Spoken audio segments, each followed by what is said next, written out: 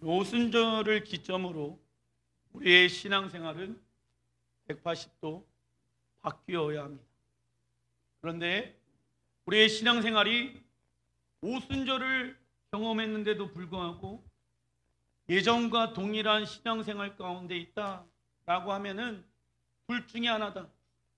성령을 받지 못했던가, 아니면 성령에 의해서 살지 않고 있는가, 둘 중에 하나인 것입니다.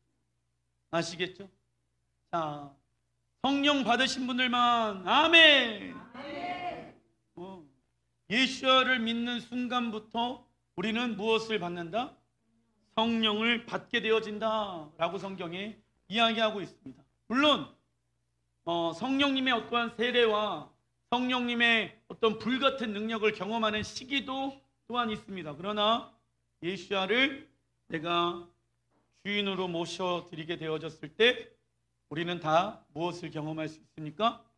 성령님을 경험할 수가 있습니다. 그래서 우리의 신앙생활이 오순절의 기점으로 변화되어져야 한다. 아시겠죠? 변화가 있어야 되는 거예요. 그 중에 어떤 변화가 있어야 하는지 예수님께서 구체적으로 말씀해 주셨습니다. 이게 어디에 나와 있냐? 자, 우선 제목, 하나님의 절기, 오순절과 열방과의 관계. 오순절이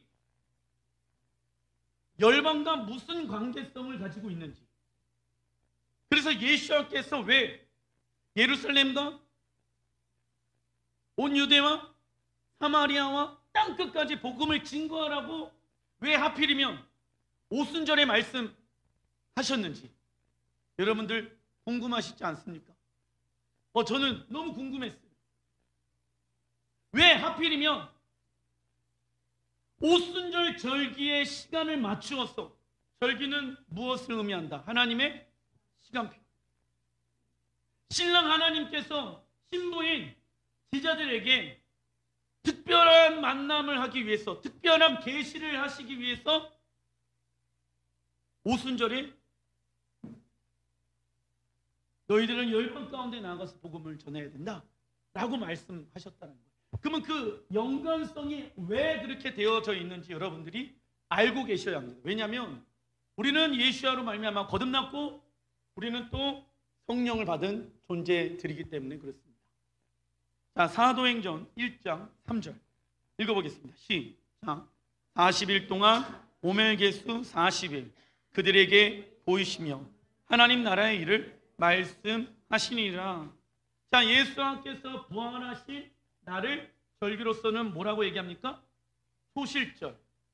초실절부터 시작되어지는 오멜게수 첫째 날은 49일 동안 오멜게수 하라라고 말씀하고 계십니다. 49일 동안 세어라. 즉 예수아가 내 삶 가운데 있는지, 즉 예수아를 따라가는 삶의 모습이 내 안에 있는지, 그게 상급으로 전리품으로 하나님께서 우리에게 주신다라는 거예요. 그런데 예수아를 나의 입으로 고백했는데 내 삶은 예수아를 따라가고 있지 않는다라고 하면은 그 사람에게는 예수아의 상급을 받을 수가 없게 되어지겠죠. 그래서 오멜게수 해라. 49일 동안 오멜게수 해라. 그런데 예수님께서 부활하시고 나서 40일 동안 제자들에게 하나님 나라의 일에 대해서 말씀하고 있습니다. 그 이유는 무엇일까요? 구원 받고 난 이후부터의 삶은 떠나주십시오. 하나님 나라의 일을 위해 살라고 말씀하신 것입니다. 하나님 나라의 일을 위하여 살아가라. 구원받고 난 이후에 우리의 삶은 세상 나라의 일을 위해서 살아가는 것입니까? 하나님 나라의 일을 위해서 살아가는 것입니까? 네, 하나님 나라의 일을 위해서 살아갑니다. 돈을 버는 목적이 바뀌는 거예요. 돈을 버는 목적이 예전에는 세상에서 잘 먹고 잘 살고 떵떵거리면서 살기 위해서 돈을 벌었다라고 하면은 이제 돈을 버는 목적은 하나님의 나라의 일을 하기 위해서 봅니다. 그러겠죠? 그래서 우리가 먹으나 입으나 자나 다 주님의 영광을 위해서 살아가야 된다라고 성경은 말씀하고 있습니다. 구원받고 난 이후에 우리의 삶은 다 하나님의 나라의 일을 위해서 살아가야 한다라고 예수님께서는 제자들에게 말씀하고 계십니다. 제자들은 거룩한 하나님의 자녀들이며 특별한 존재로 부르심을 받았습니다. 더 이상 평범하게 살아갈 수 있다 없다. 더 이상 세상 나라의 일을 위해서 살아갈 수 있다 없다. 없거든요. 왜냐? 거룩의 반대에는 평범함이거든. 그러니까 신앙생활도 마찬가지인 거예요. 평범하게 튀지 않게 신앙생활하고 싶다. 이거는 잘못된 신앙생활의 가치관입니다. 근데 많은 이들이 신앙생활 오래 한 사람들 특징 뭔지 아십니까? 내가 이 정도 했으면은 됐다라고 생각하는 거예요. 그래서 육체적으로 무엇하고 싶어 합니까? 쉬고 싶어 한다라는 거. 그건 굉장히 잘못된 거예요. 주님 앞에 서는 그날까지 우리는 평범하게 살아갈 수 없다. 왜요? 주님을 위해서 하나님의 나라의 일은요 오직 이 땅에서만 할 수 있기 때문에 그렇습니다. 어디에서만? 이 땅에서만 무엇을? 하나님 나라의 일을 할 수가 있는 거예요.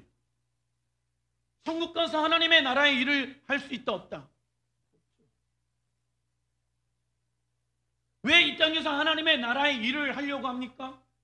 하나님의 나라의 일을 위하여 심을 수 있는 제한되어져 있는 시간은 오직 이 땅에서의 시간이거든요. 그러나 어떤 이들은 평범하게 편안하게 세상 사람들 하는 것처럼 다 해가면서 신앙생활하길 원하고 있습니다. 그 결과 이 땅에서 하나님 나라의 일, 킹덤의 일을 위해서 살아가는 것이 아닌 이 땅에서 끊어주십시오. 세상 나라의 일. 둘 중에 하나겠죠. 하나님의 나라의 일 아니면 세상 나라의 일을 위해 살아갑니다. 그러면 세상 나라를 주관하는 이는 누구입니까? 사단이겠죠. 아시겠죠? 그러면 사단을 위해서 살아갈 것인가 예수와를 위해서 살아갈 것인가 우리는 결정해야 한다라는 거예요. 요한일서 4장 5절부터 6절. 그들은 세상에 속한 고로 세상에 속한 말을 하며 이 거짓 예언자를 얘기하고 있는 거예요. 그런데 교회 안에 거짓 예언자의 말을 따르는 사람들이 있다고. 세상에 속한 말을 하며 세상이 그들의 말을 듣느니라. 6절 시작. 우리는 하나님께 속하였으니 하나님을 아는 자는 우리의 말을 듣고 하나님께 속하지 아니한 자는 우리의 말을 듣지 아니하나니 진리의 영과 미혹의 영이 이로써 아니래요. 자, 내가 진리의 영 가운데 있는지 미혹의 영 가운데 있는지 분별할 수 있는 방법은 내가 참 선지자 공동체 안에 들어와서 공동체 안에서 방향을 설정하고 있는 선지자의 말을 듣고 있는지 아니면은 거짓 예언자의 말을 듣고 있는지 이해되십니까? 그러면 여러분들이 해야 될 것은 분별하는 거예요. 제가 참 선지자의 말을 하고 있는지 거짓 선지자의 말을 하고 있는지 누가 분별해야 된다? 여러분들이 분별하셔야 됩니다. 그 기준은 저의 말 가운데 세상의 말만 하고 있는지 아니면 진리의 말을 하고 있는지 하나님의 나라의 말을 하고 있는지 분별할 수 있는 기준이 거기가 되는 거예요. 그러면 나의 입술 가운데 저의 입술 가운데는 어떤 나라의 일을 말하고 있는지 여러분들이 알고 계시잖아요. 그렇죠? 그걸 통해서 참 선지자인지 거짓 선지자인지 분별하셔야 한다는 것입니다. 그런데 어떤 이는요 말로는 하나님의 나라를 위해서 살고 싶어 한다고 얘기합니다. 그러나 미혹의 영에 사로잡혀 있는 사람들은 삶은 세상 나라의 일을 위해서 살아간다고 얘기하고 있는 거예요. 정리하겠습니다. 말로는 내가 하나님의 나라를 위해서 목사님 사업장도 하고 있고요. 가정도 그렇게 내가 만들어가고 있고요. 그렇게 살고 있습니다. 그런데 말로는 그러는데 삶에서는 그 하나님의 나라를 위해서 아무런 행동을 안 한다라고 하면은 그 사람은 미혹의 영에 있는 사람입니까? 진리의 영에 있는 사람입니까? 미혹의 영에 있는 사람이라고 요한일서에 나와 있죠. 그러면 여러분들은 지금 솔직하게 하나님 앞에 나는 미혹의 영에 있는지, 말로는 하나님의 나라의 일을 말하고 있는데 내 삶은 세상 나라의 일 가운데 관심이 많고 시간을 거기에다 투자하고 거기에다가 내 모든 것을 투자하고 있다라고 하면 그 사람은 세상 나라 일을 하고 있는 세상 사람이죠. 그러겠죠. 내 가치관이 어디에 있는지, 예수님께서 이 땅 가운데 떠나시기 직전 40일 동안 마치 유언처럼 말씀하신 거예요. 그럼 마지막에 예수님께서 지지들에게 40일 동안 남아서 그냥 다른 말 했겠습니까? 중요한 말 했겠습니까? 너무나도 중요한 말을 했겠죠. 예수와에게 있어서 가장 중요한 말은 뭡니까? 하나님 나라의 일이었다는 거예요. 너희들 구원 시작되어졌니? 내가 너희들 위하여 십자가에 못 박혔고 내가 너희들의 죄로 말미암아 내가 갈기갈기 찢겨 죽었단다. 그리고 나서 부활하였는데 너희들 더 이상 그냥 단순히 천국 가기 위해서 나를 믿으면 안 돼. 너희들은 특별히 거룩한 자로 내가 지명하였도다. 너희들은 이제 특별한 자들이기 때문에 평범하게 신앙생활을 할 수 없어. 너희들은 하나님의 나라의 일을 위해서 살아가는 자가 되어야 한단다. 이것이 영원한 하나님의 나라에 들어가게 되어졌을 때 너희들의 상급이 되어질 것이야. 알겠지, 제자들아? 아멘. 아시겠죠? 우리가 예수를 믿는 순간 나는 무엇으로 거듭났다? 제자로 거듭났다. 할렐루야. 제자는 훈련으로 만들어지는 거예요. 군인도 훈련으로 만들어지는 거예요. 하나님의 자녀도 훈련으로 만들어지는 것입니다. 신부도 훈련으로 성숙되어지는 거예요. 그래서 하나님의 말씀을 가지고 내 삶 가운데 훈련하기 시작하는 거예요. 왜요? 나는 하나님의 나라의 일을 하는 하나님 나라의 뭐니까? 백성이니까, 시민이니까, 제자이니까. 할렐루야. 아시겠죠? 말로는 하나님께 속한 자처럼 말하고 있는데 살아가는 삶은 세상 나라의 일을 위해서 살아가고 있는 자를 떠나주십시오. 미혹의 영. 미혹의 영은 뭘 의미합니까? 자기가 틀렸는데도 옳다고 굳게 믿고 있는 것. 그 미혹의 영에 사로잡혀 있는 것이. 사도행전 1장 5절 시작. 너희는 몇 날이 못되어. 자, 몇 날이 못되어 라는 그 날은 무엇을 의미합니까? 오순절 절기 써놔주십시오. 오순절 절기. 며칠 후에 곧 있으면 무슨 날이 온다? 오순절 절기가 오게 되어질 것이야. 그리고 그 오순절 절기에 맞춰서 내가 너희들에게 무엇을 준다? 성령을 주신다 라는 거예요. 성령으로 세례를 받으리라 하셨느니라. 6절 시작. 그들이 모였을 때 예수께 여쭈어 이르되 주께서 이스라엘 나라를 회복하심이 이때이니까 오직 성령이 너희에게 임하시면 너희가 권능을 받고 예루살렘과 온 유대와 사마리아와 땅끝까지 이르러 내 증인이 되리라 하시니라. 자, 예수님께서 하나님의 나라의 일에 대해서 말씀하셨습니다. 그리고 나서 그 말씀을 들은 제자들이 그러면 이스라엘 나라는 언제 회복되어집니까? 라고 물어봅니다. 왜냐하면 그 하나님의 나라가 완성되어지기 위해서는 예수님께서 제자들에게 먼저 뭐가 회복되어져야 된다? 이스라엘이 회복되어져야 한다. 그리고 내가 감난산에 너희들이 본 그대로 다시 올 거다. 스가랴에 있는 말씀 있잖아요. 우리가 공부했잖아요. 예수야가 이런 모습으로 내가 다시 올 거란다 말씀하셨겠죠. 그리고 나서 필요한 것은 이스라엘만 회복되어지는 것이 아니라 무엇도 같이 회복되어져야 됩니까? 열방도 함께 회복되어져야 한다라고 예수님께서 말씀하고 계십니다. 제자들은 하나님 나라가 완성되어지기 위해서 이스라엘 민족의 회복만을 생각하였습니다. 그러나 예수님께서는 하나님 나라가 완성되어지기 위해서는 이스라엘 민족의 회복과 더불어 땅끝 모든 이방인들이 복음을 들어야 하나님 나라가 완성되어질 수 있다라고 말씀하셨습니다.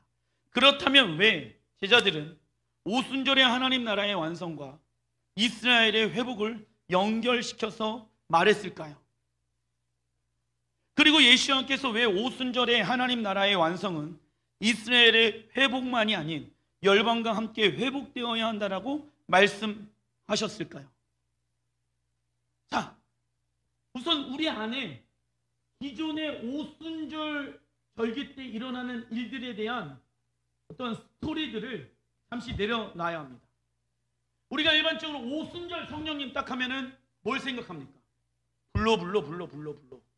막 은혜 받고 성령 충만 받고 능력 받고 막 방언하고 막 이런 걸 생각했잖아요. 근데 이거는 사실은 따라오는 거예요. 무엇을 하게 되어졌을 때, 하나님의 나라에 일을 하게 되어졌을 때 따라오게 되어지는 하나님 나라의 선물인 것이죠. 이해되시죠? 여기에 집중되어져 있었어요. 많은 교회들이 여기에 지금도 집중되어져 있습니다. 그러나 여기에 집중해서는 안 되는 거예요. 이건 두 번째. 첫 번째 집중해야 될 것은 무슨 일이다? 하나님 나라의 일에 집중해야 되는 거예요. 그 하나님 나라의 일에 집중하지 않으면 왜 오순절에 성령님이 임하셨는지에 대해서 놓치게 되어지는 거예요. 그 하나님의 목적을 놓치게 되어지는 거예요. 특별한 만남, 언제? 오순절 절기 가운데 하나님은 특별한 만남을 하길 원하시는데 그 특별한 만남 가운데 제자들에게 하늘의 계시와 뜻을 풀어주길 원하시는 달이 무슨 절기였다? 오순절 절기였다. 근데 교회들은 어디에 집중하고 있습니까? 능력받고 은혜받고 방언받는 데 집중하고 있다는 거예요. 그건 두 번째라는 거예요. 첫 번째는 무슨 일이다? 하나님 나라의 일에 집중하기 위해서, 그 하나님의 나라의 일을 성취하기 위해서 필요한 게 뭐예요? 능력 아닐 거예요. 능력. 이해되시죠? 근데 하나님 나라의 절기에 대해서 알지 못하고 그 하나님의 나라의 절기 안에 오순절의 의미가 무엇인지 알지 못하는 사람들은 그냥 사도행전 2장 3장에 나와 있는 능력 행하는 성령님만 구하게 되어집니다. 그래서 예수님께서 말씀하십니다. 제자들아 하나님의 나라의 일에 집중해라. 너희들이 그 일에 너희들의 삶이 정렬되어진다라고 하면 성령님의 능력은 나타나기 시작한다. 아멘. 우리가 정리해야 될 것 중에 또 하나는 무엇이냐면 이스라엘은요 무엇을 의미합니까? 하나님 나라 써놔주십시오. 이스라엘은 하나님 나라를 의미합니다. 이것을 정하신 분이 누구이십니까? 하나님이십니다. 창세기 12장 아브라함을 통해서 하나님은 큰 민족을 만드시겠다라고 말씀하셨죠. 이해되시죠? 그리고 또 세상의 중심의 나라는 어디입니까? 이스라엘. 그리고 하나님은 야곱에게 이스라엘이라는 나라를 주셨죠. 그러면 이스라엘이라는 나라는 누구의 나라를 의미합니까? 하나님 나라를 의미합니다. 우리 안에 이스라엘을 열방 중에 또 다른 하나의 나라라고 생각해서는 안 됩니다. 이스라엘은 뭐다? 하나님 나라인 거예요. 누가 정해놓으셨다? 하나님이 정해놓으셨다.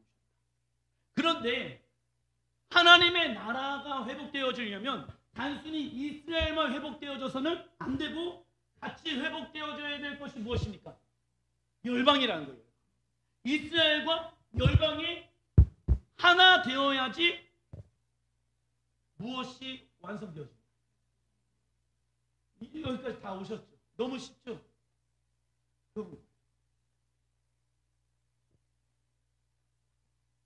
그래서 제자들이 물어보는 거예요.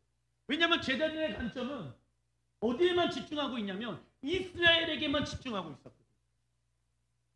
열방까지 가지 못했습니다. 왜냐하면 기존의 신앙생활을 했던 그 패턴 자체가 그랬어요. 이스라엘만 회복되어지면 하나님의 나라가 완성되어진다고 생각했어요. 근데 하나님은 그거 잘못됐어.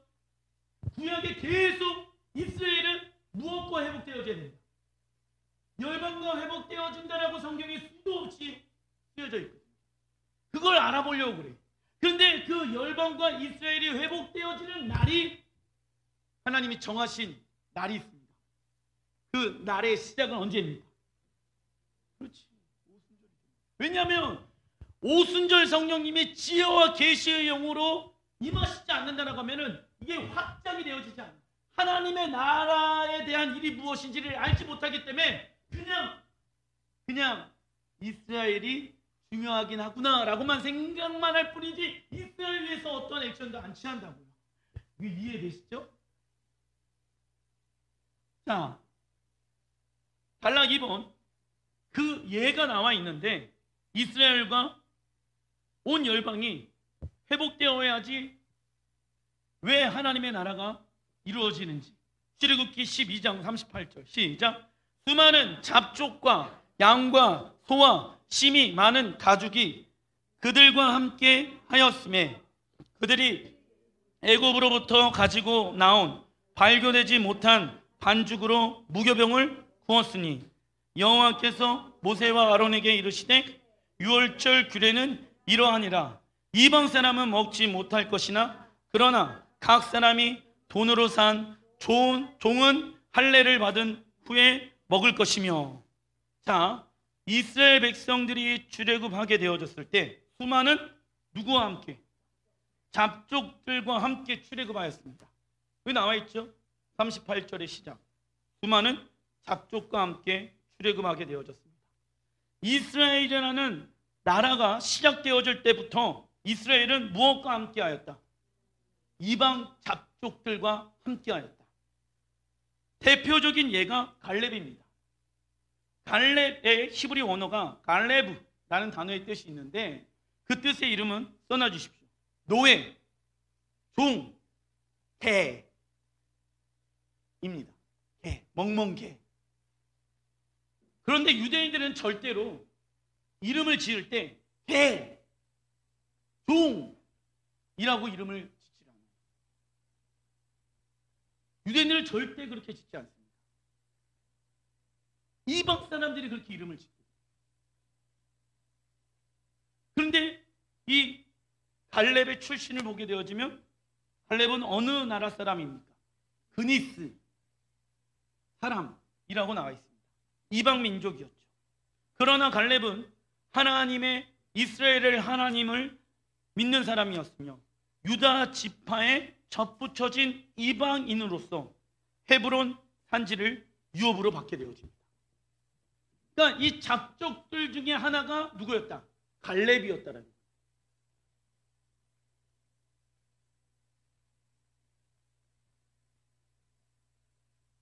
헤브론에는 아낙 사람이 살고 있었는데 이 아낙 사람 대표적인 인물 누굴까요? 세 글자. 그렇지. 골리앗. 골리앗. 그리고 사람이 살기에 산지보다는 평야가 좋습니다. 근데 갈렙은 무엇을 달라고 구했습니까? 이 산지를 내게 주시옵소서. 왜요? 하나님께서 약속하신 땅이었기 때문에. 근데 사람이 봤었을 때, 자 보세요. 가나안 땅을 점령했던 두 사람, 여호수아와 갈렙. 여호수아는 이스라엘 사람이었죠. 갈렙은 잡족. 근데 이 둘이 연합하여서 어디를 점령합니까? 가나안. 하나님의 나라. 신기하죠? 구약에도 이렇게 나와 있어요. 이스라엘과 열방은 하나가 되어져야 돼요. 그런데 이때 어느 누구도 그 산지에 가고 싶지 않았어요. 왜냐? 아낙 자손, 골리앗 같은 사람들이 수도 없이 많이 있어요. 그리고 또 산지는 너무 걸어다니기가 힘들어. 평지가 낫잖아요. 그죠? 사람 살기에는. 산속에 살고 싶으세요? 평지에 살고 싶으세요? 평지에 살고 싶어 한다는 거예요. 사람 살아가는 조건도 어렵고 전쟁에 취약한 환경 가운데 있습니다. 그때 갈렙이 뭐라고 얘기하는지 아십니까? 아브라함에게 주시겠다라고 약속하신 그 땅 나에게 주십시오. 저 평지 싫습니다. 산지가 좋아요. 다른 사람들은요, 아무도 그 땅을 가지려고 하지 않았습니다. 싫어요? 싫어요. 좋은 땅 주세요. 보기 좋은 땅 주세요. 농사짓기 편한 땅 주세요. 산지보다 평야가 좋습니다. 아낙 사람들 너무 많으니까 계속 공격을 받을 수 있는 건 아니겠습니까? 그런데 갈렙은요, 결정했어요. 어떤 결정? 하나님이 아브라함에게 주시겠다라고 약속하신 그 언약 내가 이룰게요. 내가 이루겠습니다. 주님, 이 산지 내게 주십시오. 아무에게나 주지 마시고 내게 가장 어려운 땅을 주십시오. 왜 이렇게 고백한지 아십니까? 하나님께서 아브라함에게 언약해 놓으신 그 언약을 이루어내기 위해서, 하나님의 나라의 일을 성취하기 위해서 이 갈렙은 이 고백을 한 것입니다. 따라해 주시면 감사하겠습니다. 하나님, 평지보다 산지를 주십시오. 여호수아 14장 11절. 모세가 나를 보냈던 날, 과거 갈렙의 나이는 몇 세였습니까? 35세. 같이 오늘도 내가 여전히 강건하니 현재 갈렙의 나이는 80세. 같이 한번 읽어보겠습니다. 시작. 내 힘이 그때나 지금이나 같아서 싸움이나 출입에 감당할 수 있으니. 아멘. 아직 80세 없으시잖아요. 그러면은 우리는 힘이 딸린다고 하나님의 나라의 일을 못한다라고 말할 수 있다 없다? 없다. 80세 밑으로는 다 갈렙처럼 하나님의 나라의 일을 위해서 살아가야 될지라 믿습니다.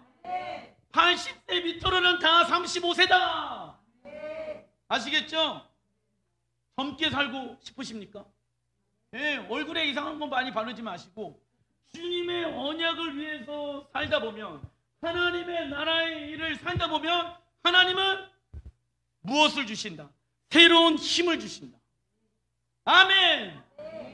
근데 늙어가는 사람들은 누군지 아십니까? 힘이 빠지는 사람들은 누군지 아십니까? 하나님의 언약을 잃어버린 사람들, 하나님의 나라의 일을 잃어버린 사람들은 힘이 빠져요. 노쇠하게 되어져요. 그래서 여러 가지 이유를 대요. 그러나 우리 그리스도인들은 하나님의 나라의 일을 위해서 살아가야 하는 하나님의 나라의 백성이 되어야 될지나 믿습니다. 잡족들이 어떻게 이스라엘과 한 세 사람이 되어졌는지를 보겠습니다. 출애굽기 12장 43절 시작. 여호와께서 모세에게 아론에게 이르시되 유월절 규례는 이러하니라. 이방 사람은 먹지 못할 것이나 그러나 각 사람이 돈으로 산 종은 할례를 받은 후에 먹을 것이며 본토인에게나 너희 중에 거류하는 이방인에게 이 법이 동일하니라 하셨으므로 온 이스라엘 자손이. 자, 하나님은 이스라엘 백성들이 유월절 세데르를 먹으면서 매년 하나님의 은혜와 구원의 감격을 기억하길 원하셨습니다. 즉 유월절 세데르, 세데르는 만찬을 의미하죠. 이 유월절 세데르는 써놔주십시오. 구원받은 이스라엘 백성, 구원받은 이스라엘 백성들만 먹을 수 있는 것입니다.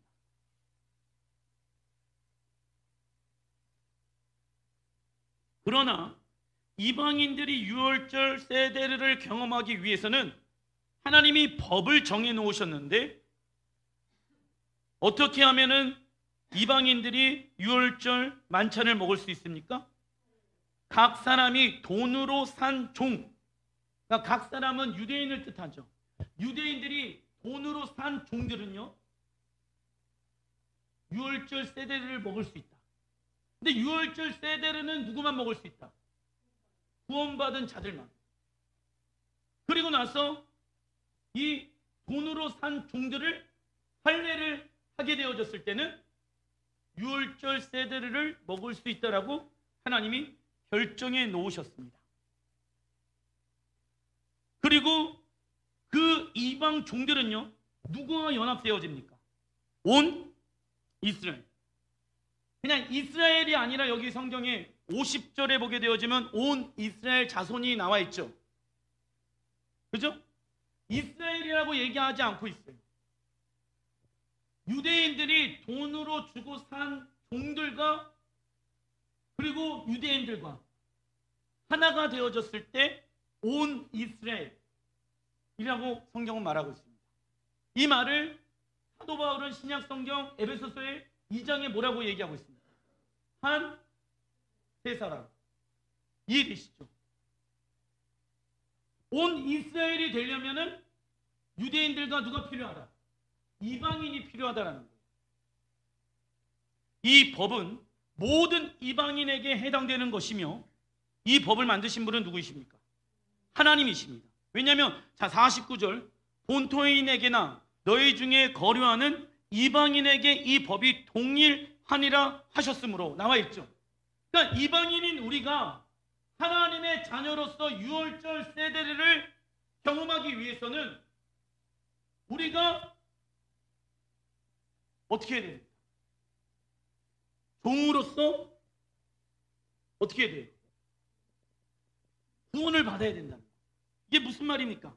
하나님은 이 법을 근거로 이방인인 우리를 예수와의 어린 양의 핏값으로 사셨고, 하나님은 우리의 무엇이 되어졌습니까? 주인이 되어졌고 우리는 종이 되어졌습니다. 그리고 이스라엘과 우리는 무엇이 되어집니까? 한 세 사람 되어지는 거예요. 이게 이방인들이 유월절 세대를 참여할 수 있는 유일한 방법이라고요. 이 법을 설정해 놓으신 분은 누구이시다? 그래서 무슨 이스라엘을 만들길 원하실까요? 온 이스라엘을 만들길 원하셨던 것이 하나님의 출애굽할 때부터 하나님의 계획이었다고요.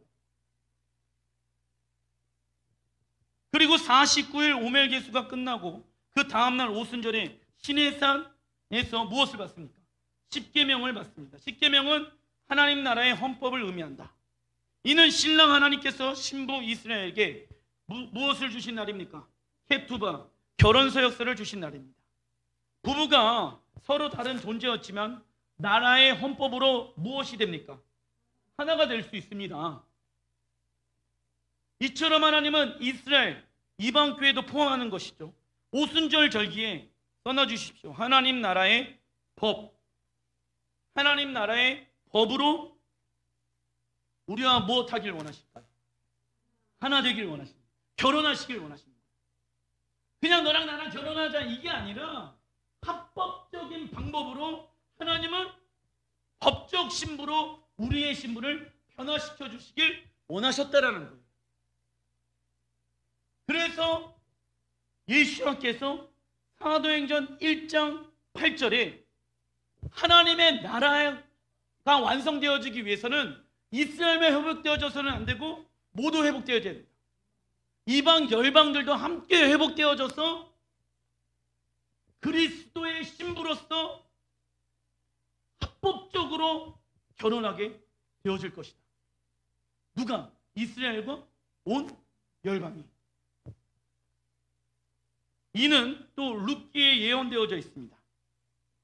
단락서 한번. 룻기의 시대적 배경은 사사 시대이며 엘리멜렉과 나오미 집안의 이야기입니다.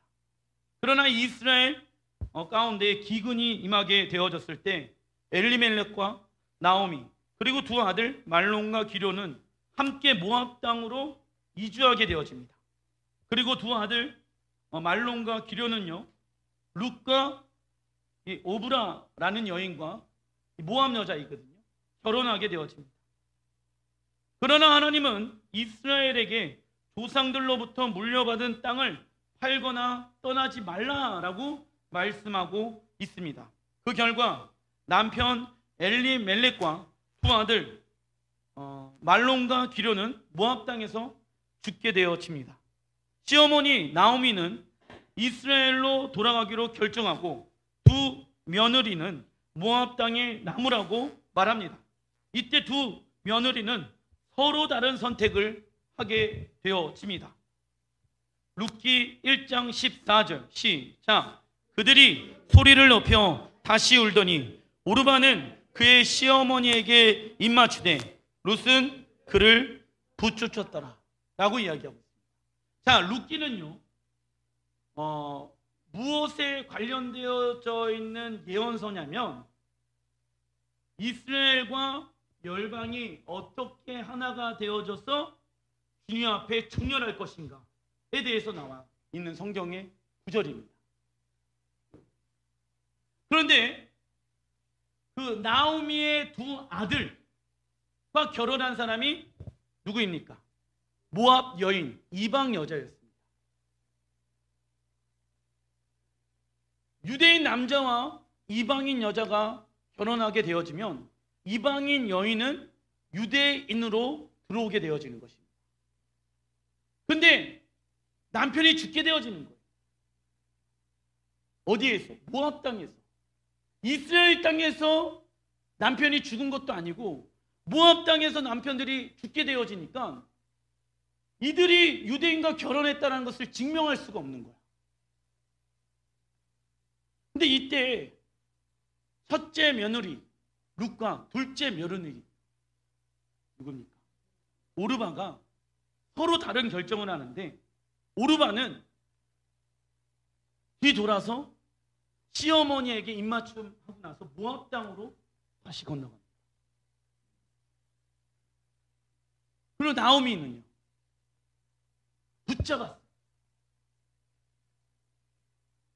이 붙잡다라는 히브리 원어를 보니까 다바크라고 나와 있더라고요. 이 다바크의 뜻 써놔주십시오. 젖 붙이다. 젖 붙이다. 누구에게? 나오미 이스라엘에게. 누가? 룻이. 그 대표적인 인물이 또 있죠. 룻과 비슷한 이름. 룻. 아브라함의 조카. 룻. 자, 보세요. 하나님이 아브라함을 불렀지 롯을 부른 것은 아니에요. 그런데 롯은요 아브라함을 따라가기로 선택하죠. 최초로 하나님 나라의 백성과 연합되어진 이방 민족이 누구냐? 롯이에요. 이해되십니까? 물론 아브라함도 이방 사람이었어요. 근데 아브라함을 불러주신 분이 누구입니까? 하나님이시잖아요. 그래서 하나님 나라의 백성이 되어졌죠. 그 하나님의 백성을 붙잡은 사람이 누구다? 조카 롯이었다고. 동일한 거예요. 나오미가 너희들 젊어. 그리고 지금 너희들 상태에서 이스라엘 가게 되어지면 나는 남편도 죽고 아들도 다 죽었어. 그래서 너희들의 삶이 힘들어져. 그러니까 오지 마. 전승에 보게 되어지면 이 두 여인 있잖아요. 모압의 이 두 며느리는 모압 왕의 딸이라고 나옵니다. 나 따라오면 고생하니까 그냥 모압 땅에 남아. 그런데 오르바는 그렇게 하겠습니다라고 하고 룻은 믿음으로 나오미를 선택합니다. 그것을 접붙였다라고 얘기하고 있다는 거예요. 근데 이 접붙였다라는 얘기가 어디에 나옵니까? 로마서 11장 17절 시작. 또한 가지 얼마가 꺾였는데 돌감람나무 써놔주십시오. 이방인 돌감람나무 이방인이 내가 그들 중에 접붙임 되어 참감람나무 누굽니까? 이스라엘 뿌리의 진액을 함께 받은 자가 되었은즉. 이해되시죠? 하나님의 나라의 백성들 가운데 필요한 민족은 두 민족인데 하나는 이스라엘과 또 하나는 이방인이라고 접붙였다라고 말씀하고 있는 것입니다. 복음은 뭐다? 하나님의 나라라는 거예요. 복음이 좋은 소식이 뭡니까? 예수를 통해서 우리가 하나님의 나라에 들어간다는 것을 얘기하는 건 아니겠습니까? 그런데 이게 언제 오염되어집니까? 로마 가톨릭 때 오염되어진다고. 이스라엘 중요한 게 아니야. 천국은 먼 우주의 어떤 나라에 만들어놨어. 헬라 신화, 그리스 로마 신화 만들어 놓고 천국은 이 땅에 임하는 게 아니라 저기 먼 우주에 낙원 같은 곳이 있을 거야. 다 왜곡시켜 놓은 거예요. 그때부터. 이해되시죠? 그 하나님의 나라의 일이 무엇인지 생각하지 말고 야, 은사 받아, 능력 받아, 불 받아, 방언 받아, 이렇게 살아가는 게 성령의 충만하심을 받는 거야. 이거에 집중하게 만들어 놨다는 거예요. 이해되십니까? 근데 그 가르침이 아직도 있어요. 그게 세상 나라의 일이라는 거야. 지금 여기에 집중하면 안 되는 거예요. 하나님 나라의 일에 집중해야. 그러면 하나님의 나라의 일에 집중은 이스라엘과 온 열방이, 이방인이 하나가 되어지는 것을 의미하는 거예요. 결국은 예루살렘과 온 유대와 사마리아 어디? 땅끝. 예루살렘부터 시작되어졌으니까 그 시작되어진 복음이 다시 돌아오는 끝이 예루살렘이라고 말씀하고 있는 것입니다. 그러면 저는 그런 생각이 드는 거예요.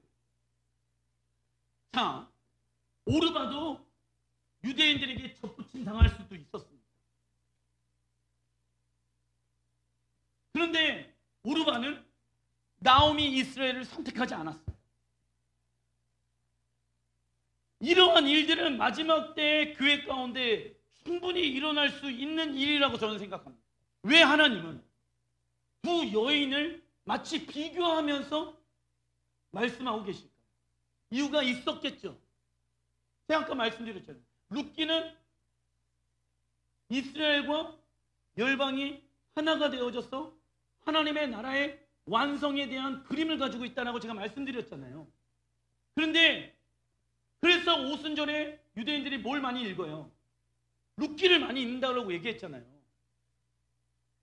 룻기에, 근데 지금의 기독교 안에서의 룻기의 해석은 뭐예요? 룻이 나오미를 이렇게 섬겼다. 여러분들도 시어머니 잘 섬겨라. 그 섬김의 모습을 가지고 얘기하고 있는 설교자들이 더 많아요. 근데 그 얘기를 하는 게 아니에요. 물론 어려운 사람들, 힘든 사람들 도우라고 얘기하는 것도 맞죠. 근데 포인트, 핵심은 뭐냐? 이스라엘과 열방이 하나 되어지는 모습들에 대해서 얘기하고 있다라는 거예요. 그거에 대한 증명 제가 해드리겠습니다. 우선은 그렇다면 복음은 무엇입니까? 써놔주십시오. 하나님 나라, 하나님 나라입니다. 이방인들이 하나님 나라로 접붙임을 받기 위해서 예수와를 믿음으로 선택해야 하며 구원이 시작된 이방 교회는 하나님 나라의 완성을 위해 정렬하며 살아가야 합니다. 룻기 1장 16절 시작. 어머니께서 가시는 곳에 나도 가고 어머니께서 머무시는 곳에 나도 머물겠나이다. 어머니의 백성이 나의 백성이 되고 어머니의 하나님이 나의 하나님이 되시니. 이거 너무 유명한 구절이죠. 자, 어머니의 백성이 나의 백성이 되고 라는 말을 제가 원어적으로 해석해 보니까 먼저 나는 이스라엘 백성이 되어야 합니다. 이 말을 하고 있는 거예요.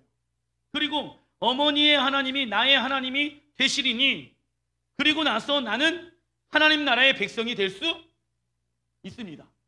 그런데 이게 자 보세요. 이게 거꾸로 되어야 하는 것처럼 생각 안 하십니까? 먼저 하나님이 나의 하나님이 되고 나서 내가 하나님 나라의 백성이 되어야 되는 게 순서적으로 맞을 것 같잖아. 근데 나오미가 그렇게 얘기를 안 해요. 왜 그렇게 얘기를 안 하느냐면 이스라엘이 되어지는 것은 하나님의 나라의 백성이 되어졌다라는 것과 동일한 의미이기 때문에. 무슨 얘기냐면 나오미는 알고 있어요. 아니, 룻은 알고 있어요. 무엇을 알고 있냐면 내가 이스라엘과 접붙임을 받았다. 그러므로 나는 하나님 나라의 뭐다? 백성이다. 라는 것을 하나님 나라의 공식을 알고 있었다고. 하나님 나라의 일을 알고 있었다고. 룻이. 그래서 그 얘기를 하는 거예요. 먼저 나는 이스라엘 백성이 되어야 합니다. 왜요? 하나님께서 그렇게 만들어 놓으셨기 때문에. 이스라엘은 하나님의 나라라고 말씀해 놓으셨기 때문에. 그리고 나서 나는 하나님 나라의 백성이 될 수 있습니다. 하나님 나라의 백성은 이스라엘과 분리시켜서 말할 수 없는 것을 강조하고 있는 거예요. 지금 룻이 이스라엘과 연합하기 위해서는 무엇이 필요했습니까? 써놔주십시오. 믿음의 선택. 사랑하는 가족들, 고향 땅을 떠나 있으며 시어머니를 따라간다고 해서 자신의 형편이 좋아지는 것이 아닙니다. 그럼에도 불구하고 하나님 나라의 일을 생각하며 이방인으로 이스라엘과 접붙임 받는 삶을 선택합니다. 이와 같이 이 시대의 교회가 이스라엘을 위해 정렬된 삶을 살아간다는 것이 쉽지 않을 수 있습니다. 샤밧과 절기를 지키지 않은 잘못된 신앙생활과 성경을 해석하는 잘못된 신학적 관점, 그리고 전 세계 가운데 퍼져 있는 반유대주의. 그러나 교회는 이 시대를 쫓아가는 것이 아닌 룻처럼 이스라엘을 선택해야 합니다. 할렐루야. 진리의 영을 선택해야 된다고요. 시대를 쫓아가는 것이 아니라 진리를 쫓아가는 여러분 되시길 주님의 이름으로 축원드립니다. 제가 그냥 봤었을 때 이 코로나가 해결되어질 수 있는 방법 중에 하나가 뭐라고 생각을 하냐면, 돈 많은 열방 가운데 흩어져서 잘 살고 있는 유대인들이 이스라엘로 돌아가는 겁니다. 왜 전 세계적으로 하나님이 이러한 일들을 허락해 놓으셨어요? 아무리 고민해봐도 답이 안 나옵니다. 근데 이스라엘 백성들이 그 땅을 벗어나는 순간부터 열방은 고통을 받기 시작합니다. 1차, 2차 세계대전도 그 유대인들이 핍박받음으로 인해서 어디로 돌아갑니까? 이스라엘 돌아갑니다. 유대인들이 알고 있어요. 뭘 알고 있는지 아십니까? 세계 1차, 2차 대전은 우리가 하나님의 말씀에 순종하지 않았기 때문에 일어난 일이다. 그래서 하나님이 유대인들을 깨우기 위해 700만 명의 사람들을 희생시켰다. 어디로 돌아가게 하기 위해서? 이스라엘로 돌아가기 위해서. 근데 이스라엘에 돌아가면은 안정적인 직업 없어져요. 교회는 이 시대를 쫓아가는 것이 아닌 룻처럼 이스라엘을 선택해야 합니다. 룻의 히브리어의 뜻은 뭐냐면, 써놔주십시오. 친구.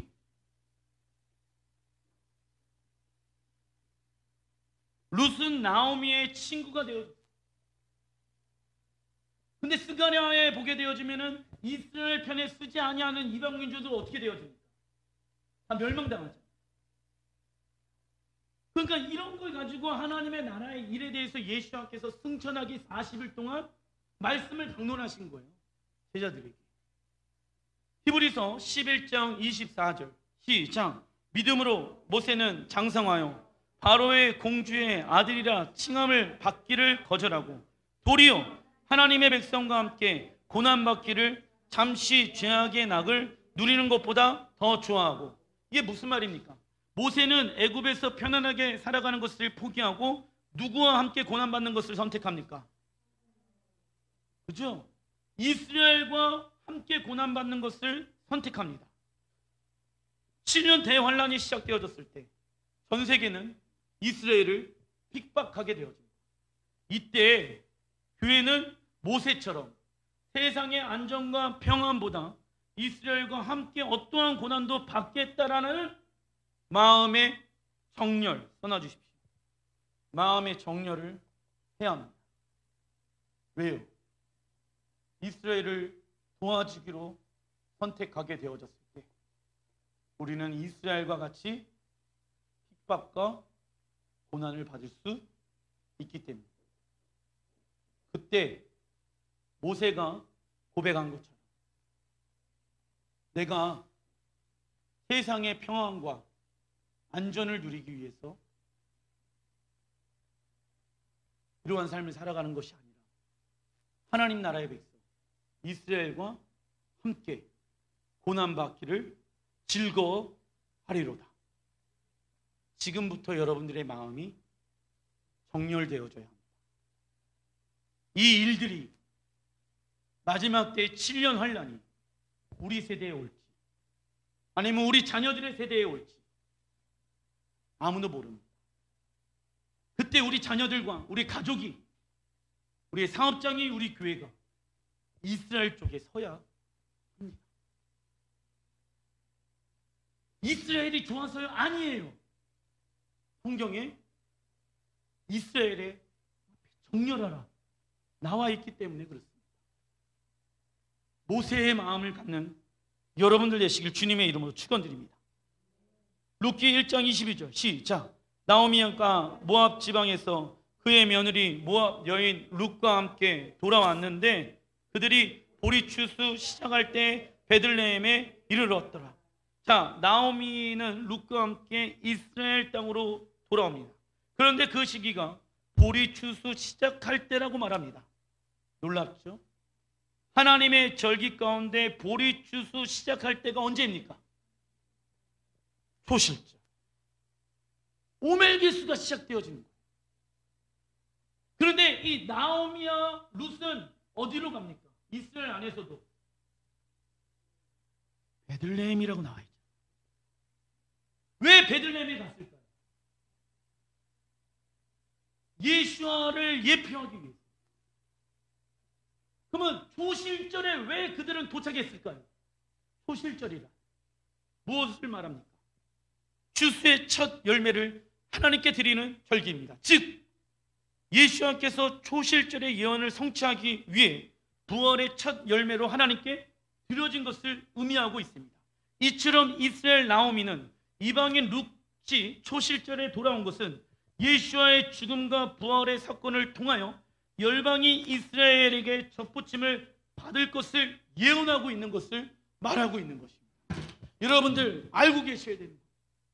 왜 추수가 시작되어졌을 때 나오미와 룻이 이스라엘과 이방 여인이 왔는지 여러분들이 아셔야 되는 거예요. 그리고 또 그 지리적 위치가 어디입니까? 베들레헴이 되어졌어요. 예수님께서 어디에서 탄생하셨습니까? 베들레헴. 단순히 룻기는요, 시어머니한테 잘해야 된다, 그러면 축복받는다, 그 얘기 아니다. 아시겠죠? 룻기 2장 1절 시작. 나오미의 남편 엘리멜렉의 친족으로 유력한 자가 있으니 그의 이름은 보아스더라. 이스라엘로 가게 된 룻은 늙은 시어머니 나오미를 봉양하기 위해 보아스의 보리밭에 가서 추수하고 난 이삭을 줍기 시작합니다. 룻이 하나님 나라를 선택하게 되어졌을 때 받게 되어진 것은 무엇입니까? 고난.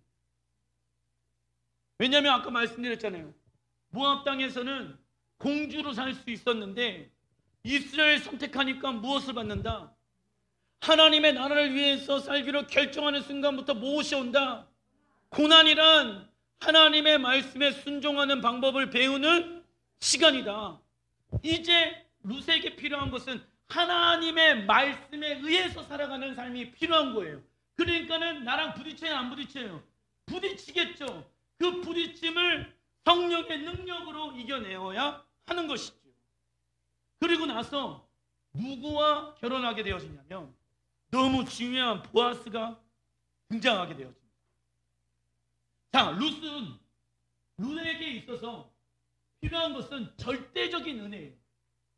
절대적인 은혜. 지금 아는 사람도 없고 먹고 살 수 있는 방법이 아무것도 없어요. 룻이 살아갈 수 있는 유일한 방법은 누군가에 의해 절대적인 은혜를 받는 거예요.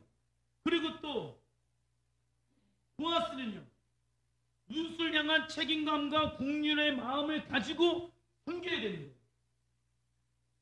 룻은 이방 여인이라고 제가 말씀드렸잖아요. 보아스는 이스라엘이잖아요. 이스라엘 하나님을 말씀하고 계십니다.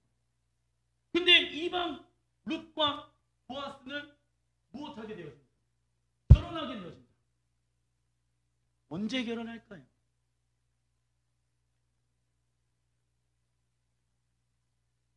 그렇지. 오순절에 결혼하게 되었습니다. 그게 성경에 나와 있거든요. 룻기를 정리해보면 룻기 1장은 나오미 이스라엘을 따라가겠다라는 룻의 믿음의 선택을 보여주고 있으며 룻기 2장부터 4장은 룻의 믿음의 선택을 통하여 이스라엘 사람 보아스와 결혼하게 되어집니다. 이는 룻이 합법적으로 이스라엘 민족이 되었음을 보여주고 있습니다. 자, 1장에서는 룻이 믿음으로 이스라엘을 선택했어요. 근데 이건 합법적인 방법이 될 수는 없어. 그냥 믿음으로 취한 거기 때문에 누가 보더라도 룻은 이방 여인이잖아요. 근데 이방 여인인 룻이 믿음으로 나오미를 취한 거 아니겠습니까? 이건 합법적인 방법이 아닌 거야. 근데 하나님이 이 룻을 합법적인 방법을 통하여서 이스라엘 안에 들어오게 하셨다. 그리고 나서 보아스와 룻이 결혼하게 되어져서 낳은 아이의 이름은 오벳. 오벳은 누구를 낳습니까? 이세. 이세는 다윗을 낳고 마태복음의 시작에 보게 되어지면 메시아에 대한 계보가 나오잖아. 그 다윗은 메시아의 조상이 되어집니다. 보아스는 예시아를 예표하는 인물이 될 수 있는데 그 이유는 절대적인 은혜가 필요한 룻, 이방 교회에게 합법적으로 하나님 나라의 백성으로 들어올 수 있게 해줄 수 있는 사람은 보아스. 보아스는 누구를 예표합니까? 예시아를 예표하기 때문입니다. 그리고 이방인 룻과 유대인 보아스와 결혼하는 시점이 써놔주십시오. 오순절. 룻기 3장 14절부터 18절에 나와 있어요. 오순절. 오순절은 무엇을 의미합니까? 시작. 하나님 나라의 법으로 신랑 하나님과 신부 이스라엘이 하나 되는 날. 합법적으로 신랑 하나님과 신랑 온 이스라엘은 이스라엘 민족과 열방 이 합법적으로 무엇하는 날? 결혼 서약서를 받은 날. 동사무소 가면은 여러분들 그 혼인 신고하잖아요. 그 혼인 신고서를 한 날. 그날이 오순절이라는 것입니다. 놀랍죠? 이처럼 열방에 있는 이방 교회는 오순절 성령님과 함께 일어나 땅끝 이스라엘을 향해 예수와의 증인의 헬라어 원어를 보니까 마르티스의 뜻은 순교자가 되어야 하는 것입니다. 무엇을 위해서요? 하나님 나라의 일을 위해서. 말씀을 마무리를 하겠습니다. 여러분들의 신앙생활의 패턴이 바뀌어야 한다라고 성령 하나님께서는 오순절 기점으로 말씀하고 계십니다. 여러분들의 삶이 세상 나라의 일을 위해서 집중하고 있는지 아니면 하나님 나라의 일을 위해 집중하고 있는지 여러분들의 삶을 점검하셔야 됩니다. 그 점검의 기준은 내가 이스라엘을 위해서 무엇을 하고 있는가? 이스라엘을 위해서 내 마음에 정렬을 하고 있는가? 우리 자녀들은 그 하나님의 나라를 위해서 정렬된 삶을 살고 있는가? 우리의 가정은 그 하나님의 나라를 위해서 정렬된 삶을 살고 있는가? 여러분들 점검하셔야 합니다. 왜요? 그날이 언제 올지를 아무도 모르고 있기 때문에 그렇습니다. 그 모든 일들을 우리의 능력으로, 우리의 힘으로 할 수 있는 것은 제한되어져 있습니다. 오직 성령의 능력으로. 언제까지요? 주님의 나라가 완성되어질 때까지. 증인된 삶. 증인은 무엇입니까? 순교자. 이것이 하나님의 나라의 일이라는 거예요. 그런데 불행하기도 전 세계는 반유대 국가주의의 생각을 가지고 있으며 많은 교회들은 이러한 입장에 서 있지 않습니다. 절기 지킨다고 그리고 또 샤밧을 지킨다는 이유로 손가락질 하고 있는 교회들도 많이 있습니다. 교회가 성장하고 교회가 커가는 데 있어서 이런 하나님의 법과 절기를 지켜 행하는 것이 걸림돌이 되어질 수도 있다라는 것입니다. 그런데도 불구하고 모세처럼 하나님 나라의 백성과 함께 고난받기를 즐거워하는 자들을 하나님은 찾고 계십니다. 여러분들 함께 그 하나님의 나라의 일을 위해서 살아가는 여러분들 되시길 주님의 이름으로 축원드립니다. 그 일을 감당하기 위해서는 성령님의 오순절의 기름 부으심이 임해야 하는 것입니다. 기도하겠습니다.